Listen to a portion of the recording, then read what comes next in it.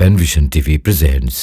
অন্তরম স্বপ্ন বিষয়ের সম্পর্ক প্রশ্ন ছিল যে স্বপ্নের ব্যাখ্যা যে টেলিভিশনে জানতে চাওয়া এবং কেউ যদি ভুল তাবির করে বা তাবির করলে ভুল ব্যাখ্যা দেয় সেক্ষেত্রে তার ক্ষতি হতে পারে কিনা এবং এটা এইরকম টেলিভিশনে প্রশ্ন করার মতো প্রশ্ন কিনা এইসব বিষয়গুলো শেখ আপনি তো অনুভব করেন এগুলো অনেকটা কিছুটা আপেক্ষিক বিষয়।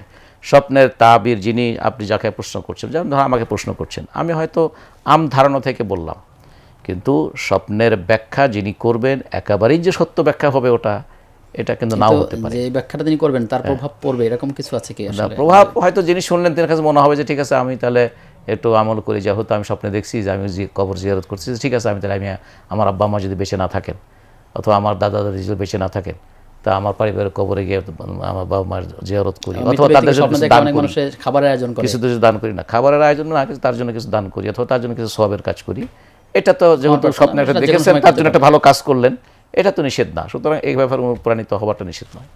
অথবা কোনো একটা খারাপ কাজ দেখেছে, এটা থেকে সে মনে করে আপনি এই সকল কাজ থেকে দূরে থাকেন এবং সে সত্যিই সে খারাপ কাজগুলো দূরে থাকলো, তার জন্য সেটা শিক্ষণীয় হলো।